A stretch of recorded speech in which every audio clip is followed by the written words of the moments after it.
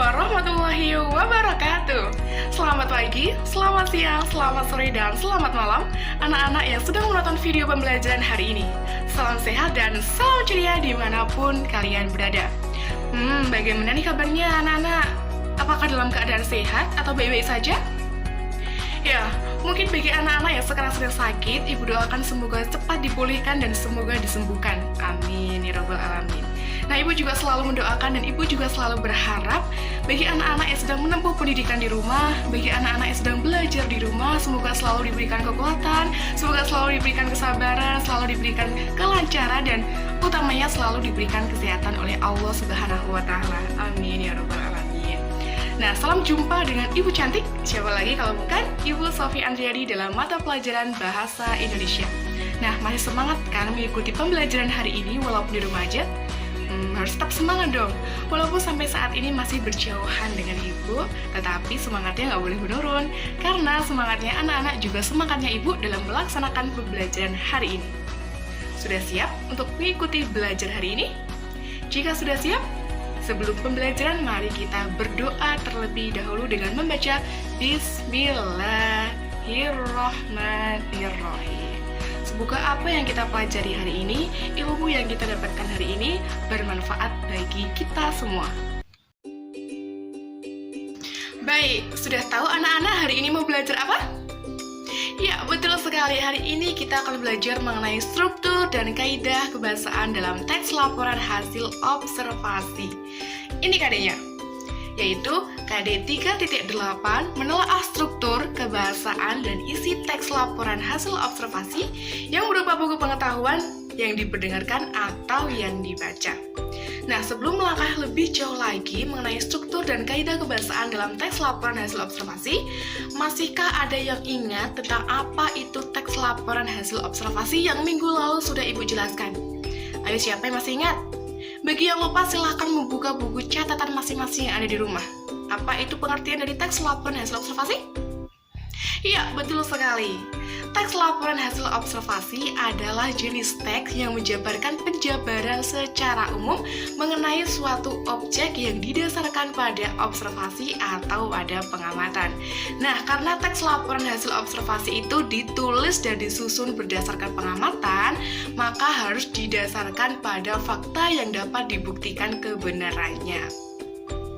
Nah, berdasarkan pengertian dari teks laporan hasil observasi, sebenarnya fungsi dari teks laporan hasil observasi itu apa sih? Mengapa penting sekali kita membuat teks laporan hasil observasi? Seberapa pentingnya? Ya, betul sekali. Jadi, teks laporan hasil observasi itu berfungsi untuk memberikan informasi secara umum mengenai suatu objek atau situasi yang didasarkan pada proses penelitian atau pengamatan. Teks laporan hasil observasi itu harus bersifat satu, komunikatif, yang kedua bersifat objektif, yang ketiga bersifat informatif. Nah, oleh karena itu, teks laporan hasil observasi itu harus menyajikan informasi yang ringkas, lugas, padat, dan mudah dipahami oleh pembaca. Selain itu, teks laporan hasil observasi itu disajikan dengan informasi yang didasarkan pada apa? Ya, betul sekali. Pada fakta-fakta yang bisa dibuktikan secara detail seperti itu. Tidak boleh ada pandangan atau opini dari penulis itu sendiri. Karena sudah jelas tadi bahwasanya teks laporan hasil observasi itu disajikan dan disusun berdasarkan kebenaran dari fakta-fakta yang diperoleh melalui pengamatan. Nah, berikutnya anak-anak, dalam membuat teks laporan hasil observasi atau dalam menyajikan sebuah teks laporan hasil observasi itu harus memberikan informasi yang pertama jelas, yang kedua lugas, dan yang ketiga adalah mudah dipahami oleh pembaca. Nah, ketiga hal ini adalah persyaratan yang menjadi dasar dalam menyusun atau membuat teks laporan hasil observasi. Agar anak-anak dapat membuat teks laporan hasil observasi dengan baik dan benar serta dapat dipahami oleh pembaca, maka solusinya tak lain dan tak bukan adalah dengan memperhatikan struktur dan kaidah kebahasaan. Nah, struktur dan kaidah kebahasaan itulah yang akan kita pelajari hari ini ya anak-anak. Sebelumnya Ibu mau bertanya sama anak-anak, sebenarnya struktur itu apa sih? Seberapa penting struktur itu untuk membangun sebuah teks? Ada yang tahu? Ya, betul sekali. Jadi struktur menurut Kamus Besar Bahasa Indonesia atau KBBI itu merupakan susunan, merupakan bangunan, dan hal-hal tertentu yang dibangun oleh pola-pola tertentu juga. Nah, adapun struktur yang berhubungan dengan karangan itu isinya memperlihatkan susunan, memperlihatkan hubungan yang akan menjadi tema atau pembahasan di dalam teks laporan hasil observasi. Nah, dengan demikian, setiap jenis teks bukan hanya teks LHO, tetapi juga teks eksposisi, teks eksplanasi, teks berita, dan sebagainya itu akan disusun berdasarkan struktur yang berbeda-beda. Ingat ya, setiap jenis teks itu akan disusun berdasarkan struktur dan kaidah kebahasaan yang berbeda-beda. Nah, dalam teks laporan hasil observasi itu memuat 3 struktur. Yang pertama ada pernyataan umum, yang kedua ada deskripsi bagian, yang ketiga ada deskripsi manfaat. Seperti apa sih ketiga struktur itu dalam membangun teks laporan hasil observasi? Yuk kita belajar bersama-sama. Struktur teks laporan hasil observasi yang pertama adalah pernyataan umum. Apa itu pernyataan umum? Pernyataan umum merupakan pembuka atau pengantar mengenai suatu objek yang akan dilaporkan. Pernyataan umum itu berisi definisi umum, berisi keterangan umum, karakteristik umum, serta informasi umum dan informasi tambahan yang membangunnya. Contohnya apa sih dari pernyataan umum? Tada, lihatlah di belakang ibu ada fenomena apa? Ya, ada seorang bapak-bapak yang sedang memanjat pohon. Kira-kira pohon apa ya itu? Iya, pohon kelapa. Nah, dari anak-anak ada yang belum pernah melihat nggak pohon kelapa itu apa? Pasti dari anak-anak banyak yang sudah melihat ya pohon kelapa itu apa. Ya, di mana-mana banyak sekali pohon kelapa, di persawahan ada, di pinggir jalan pun ada. Dan ketika anak-anak berlibur ke pantai misalnya, pasti menjumpai banyak sekali pohon kelapa. Nah, sebenarnya pohon kelapa itu seperti apa sih? Bentuknya seperti apa, dalam-dalamnya itu seperti apa. Nah, ketika anak-anak sudah mengamati pohon kelapa dan akan ditulis dalam bentuk teks laporan hasil observasi, pasti akan menjumpai struktur dari teks laporan hasil observasi. Yang pertama adalah pernyataan umum. Nah, setelah anak-anak mengamati pohon kelapa, pernyataan umumnya akan seperti apa ketika kita akan menulis teks laporan hasil observasi? Nah, bisa seperti itu. Jadi, pohon kelapa atau yang disebut dengan pohon nyiur itu merupakan tumbuhan palem yang berbatang tinggi. Tingginya kira-kira bisa mencapai 3 meter. Kemudian dalam pohon kelapa itu ada buah kelapa yang tertutup oleh apa? Tertutup oleh sabut dan tempurung yang keras. Di dalamnya ada daging yang mengandung santan dan air. Nah, ini merupakan sebuah pernyataan umum, sebuah definisi umum yang dibuktikan dengan ada kata merupakan. Pohon kelapa merupakan pohon yang berbatang tinggi dan sebagainya. Itu merupakan salah satu bentuk ciri dari pernyataan umum. Nah, yang kedua, struktur yang kedua ada deskripsi bagian. Apa itu deskripsi bagian? Ya, deskripsi bagian itu merupakan bentuk perincian atau pembahasan lebih detail, pembahasan lebih lanjut. Contohnya ada hewan. Hewan itu mencangkup ciri fisik, kemudian makanannya itu apa, perilakunya seperti apa. Kemudian bunga. Bunga mencakup tentang buahnya apa, kemudian mencakup tentang daunnya seperti apa. Ada ciri-ciri fisik tersendiri dari bunga, hewan, dan manusia atau objek-objek yang kita amati dalam kehidupan sehari-hari. Nah, contohnya buah kelapa tadi. Apa yang kita peroleh dari deskripsi bagian setelah kita mengamati dari pohon kelapa itu? Nah, contohnya seperti ini dari deskripsi bagian. Deskripsi bagian dari pohon kelapa. Nah, pohon kelapa itu memuat bagian-bagian di antaranya ada daun kelapa, ada batang kelapa, ada pelepah kelapa, kemudian yang terakhir ada buah kelapa dan akar, seperti itu. Kemudian pohon kelapa juga ada buah kelapa yang sangat familiar sekali. Kemudian bagian-bagian dari buah kelapa itu apa? Contohnya, ya, bagian-bagian dari buah kelapa itu ada kulit luar, kemudian ada sabut, kemudian ada tempurung yang keras, kemudian dalamnya ada kulit daging, ada daging buah, kemudian ada apa lagi?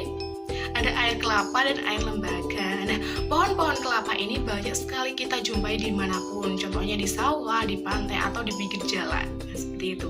Itu adalah salah satu bentuk deskripsi bagian, yaitu memuat perincian tentang hal-hal yang akan kita laporkan. Jika kita akan melaporkan tentang buah kelapa, akan melaporkan tentang pohon kelapa, kita harus bisa mendeskripsikan bagian-bagian apa saja sih yang ada pada buah kelapa atau pohon kelapa itu. Sudah jelas anak-anak? Nah, baik. Yang selanjutnya, struktur yang ketiga itu mencakup deskripsi manfaat atau kesimpulan.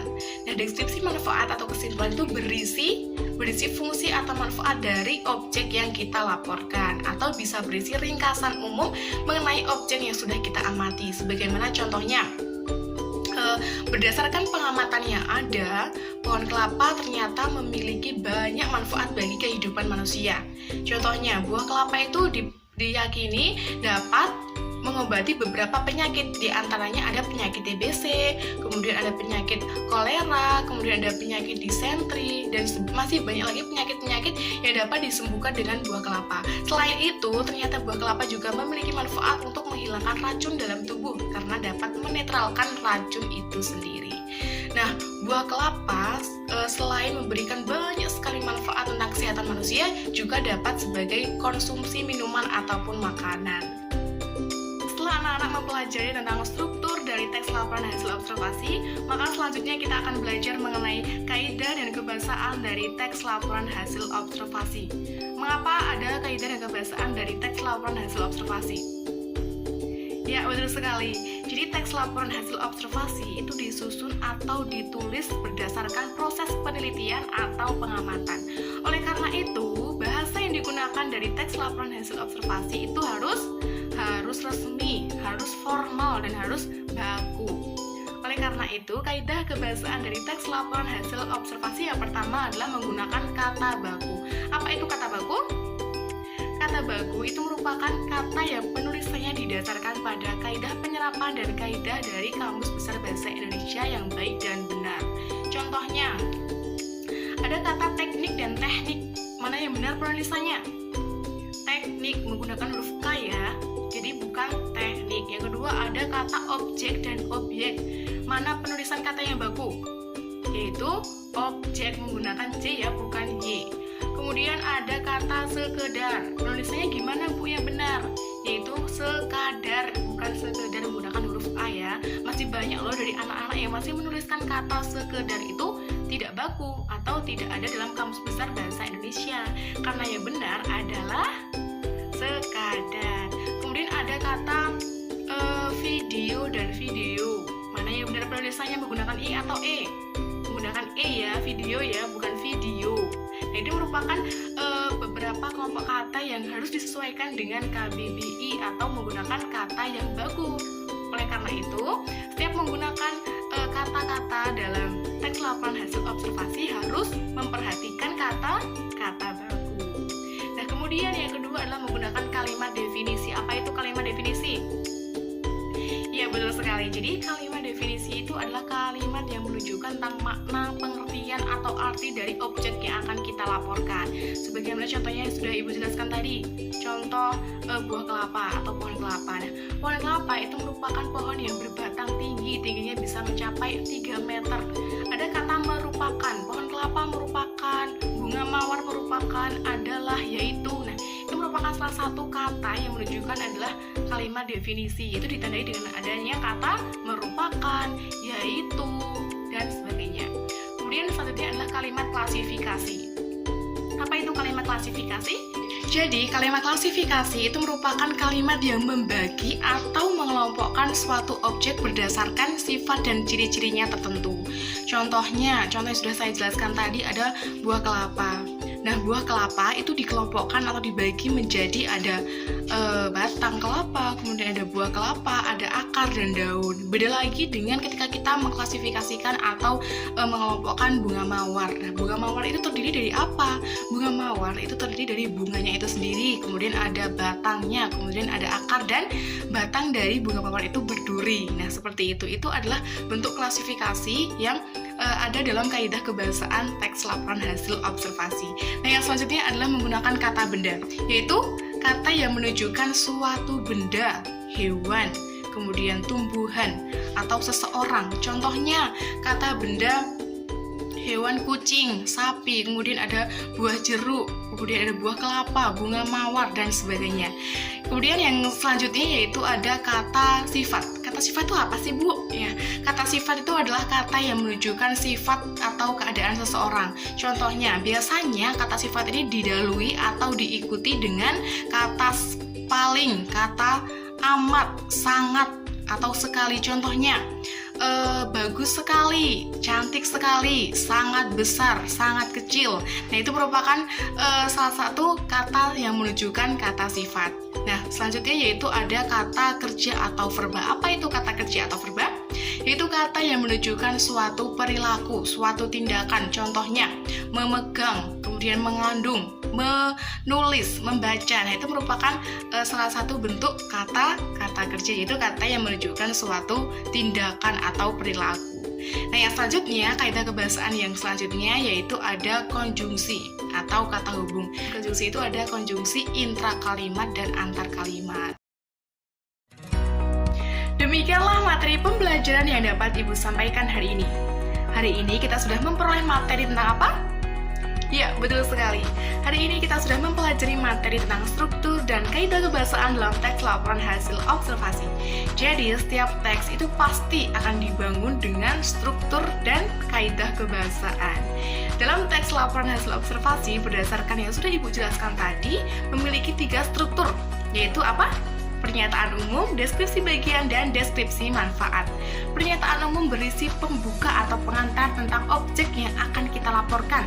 Kemudian yang kedua ada deskripsi bagian yang berisi perincian atau pembahasan secara lebih mendetail. Kemudian yang ketiga adalah deskripsi manfaat atau kesimpulan. Apa itu deskripsi manfaat? Yaitu deskripsi manfaat berisi tentang manfaat atau fungsi dari objek yang kita amati dalam kehidupan sehari-hari, atau bisa juga berisi ringkasan secara umum dari teks laporan hasil observasi yang sudah kita tulis. Yang kedua ada kaidah kebahasaan. Masih ingat gak kaidah kebahasaan yang sudah Ibu jelaskan tadi? Ya, betul sekali. Jadi, kaidah kebahasaan dalam teks laporan hasil observasi yang pertama yaitu memuat kata baku. Kemudian ada kalimat klasifikasi, ada kalimat definisi, kemudian ada nomina atau kata benda, apalagi? Ya, ada kata sifat atau adjektiva, dan kata kerja serta konjungsi atau penghubung.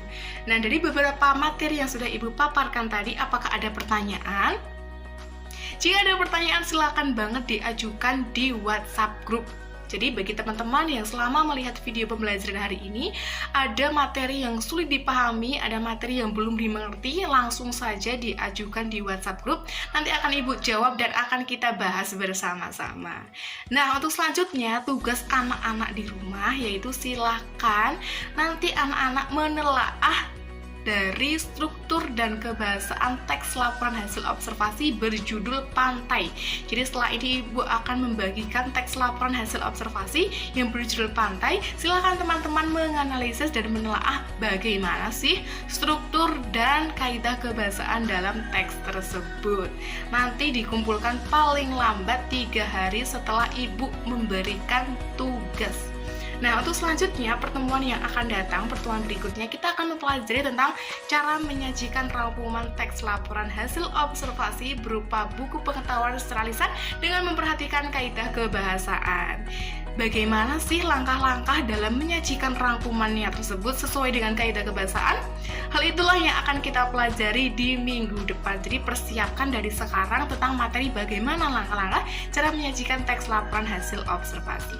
Dari awal sampai akhir, jika Ibu dalam menerangkan materi, dalam menyampaikan pembahasan materi terkait dengan struktur dan kaidah kebahasaan teks laporan hasil observasi, terdapat kesalahan baik dari segi perkataan, perilaku maupun sikap, Ibu minta maaf yang sebesar-besarnya.